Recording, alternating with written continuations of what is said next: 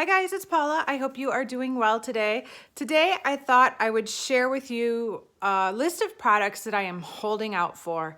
Believe it or not, even a makeup hoarder like me has a few boundaries when it comes to buying makeup. And some of these products are the reason I realized I wanted to focus on project panning in the first place. When you have 500 lipsticks, roughly, give or take a few hundred, and you are considering whether or not to spend $54 on another lipstick, it makes you think twice. Finally, that's kind of what made me finally think twice about, what I was doing and my spending habits and the reality of buying more makeup than you can actually use. And so over the years, I've been project panning steadily for 2 years now. So over the past 2 years, I've kind of developed a list of products that I am going to reward myself with if the day ever comes that I get my stash under control for that category. And so I thought I would share it with you guys today.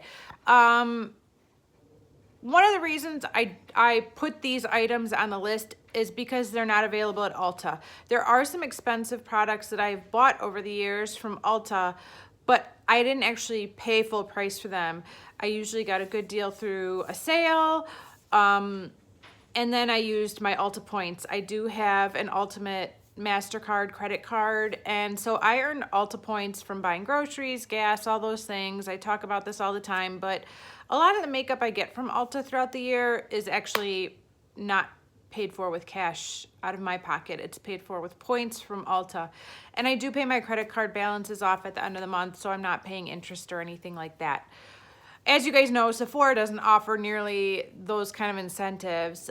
Even 20% off an item that costs $100 it's good, but it's still a lot of money for a product. And when you have one, the amount of products that I have, and two, the inability to let go of those products to get your numbers down, it makes no sense to spend that kind of money on a product. There's 14 items that I thought I'd talk about today. I wanted to do 10, but I had a couple extra, and then I was gonna go up to 15, but I didn't have 15, so it's 14.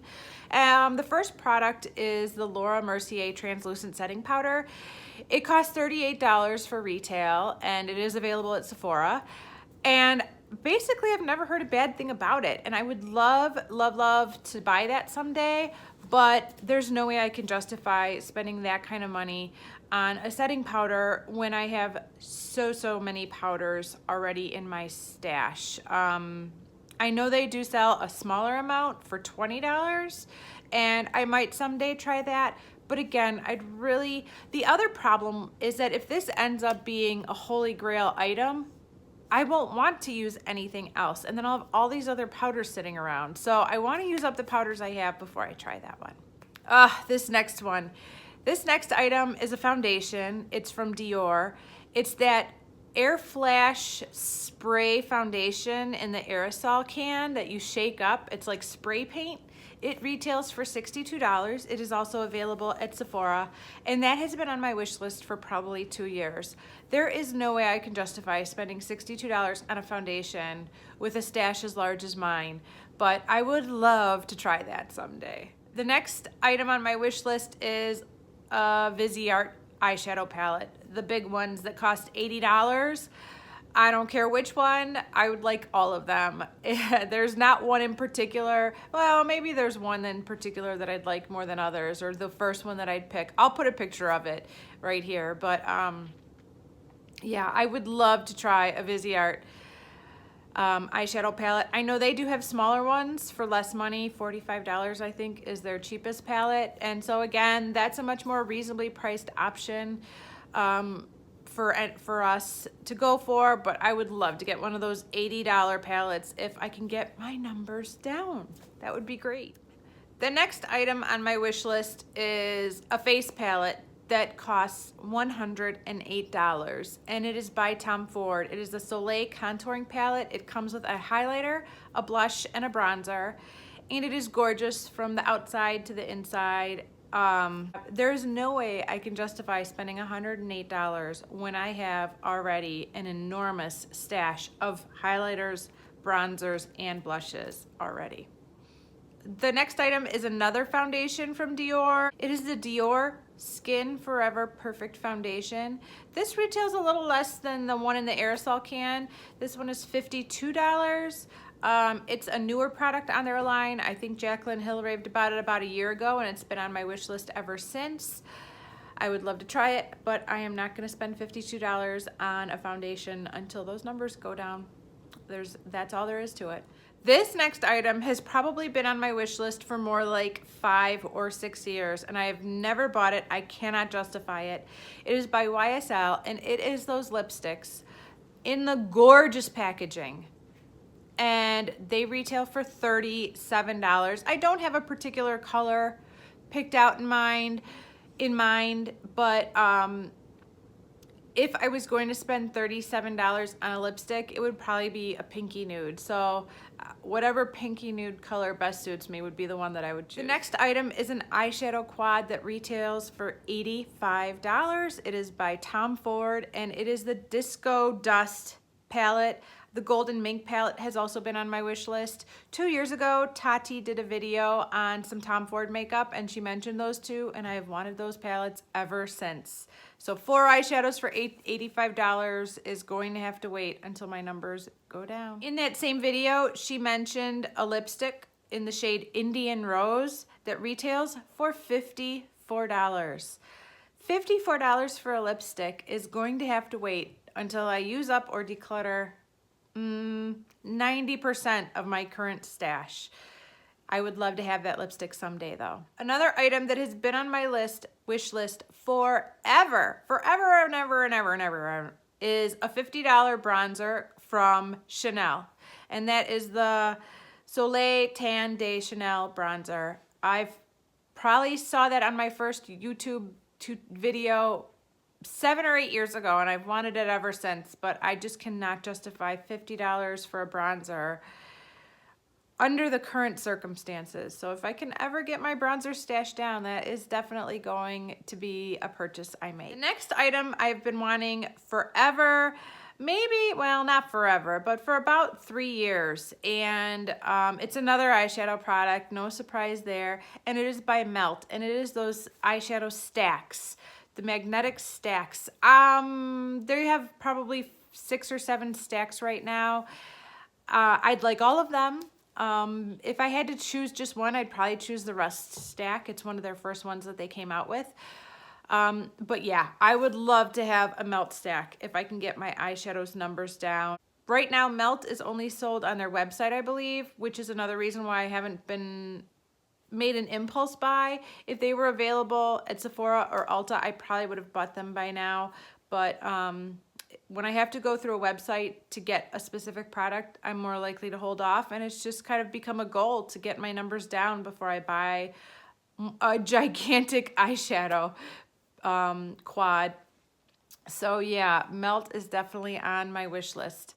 The next 3 items on my wish list and the last 3 items on my wish list are newer items to my wish list, but I still want them nonetheless, and I'm gonna hold out until my numbers go down before I buy them. One of them is the Pat McGrath Labs eyeshadow palette. They have 3 mothership palettes. I'm particularly interested in numbers 2 and 3. I think they are gorgeous. I've heard only good things about the quality of the eyeshadows, but for $125, they are going to have to wait until my eyeshadow numbers go down. Yeah. The next 2 items are by Guerlain. How do you say that?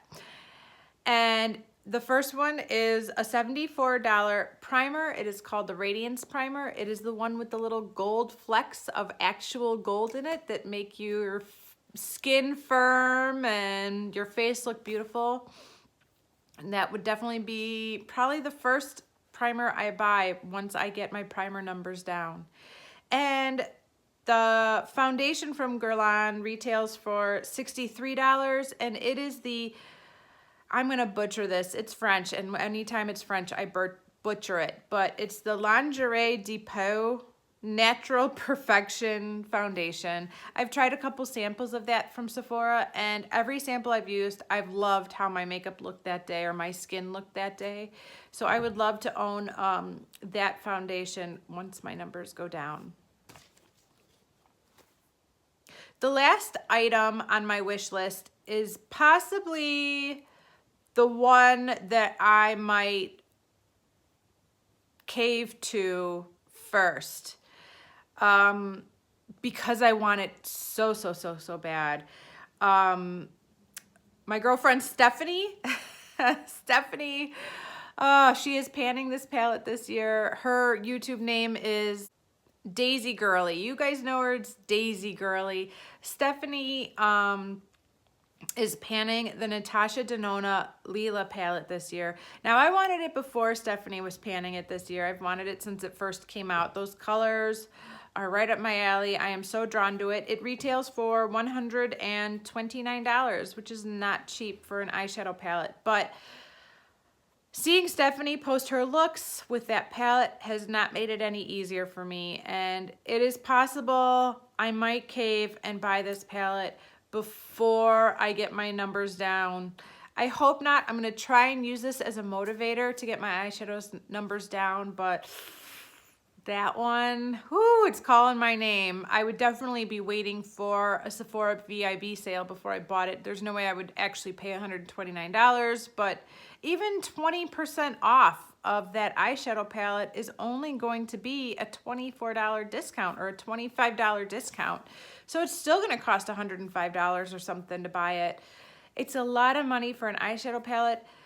I hope I can stay strong, but that is my wish list of products that I'm holding out on until my inventory numbers go down.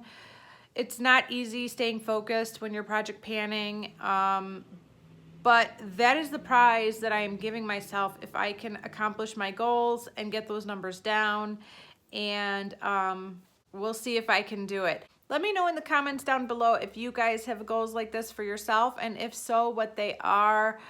I don't mind the idea of spending big bucks for a makeup product, especially if it's a good quality product, but I can't justify buying these products with so much in my stash while I'm project panning. I have to achieve my goals with project panning first and get these numbers down. I don't have a set amount yet of like how much I want to get those numbers down first before I buy these products, but it has to be significant. I mean, we're talking like a decrease of 50% in each category before I even consider buying them.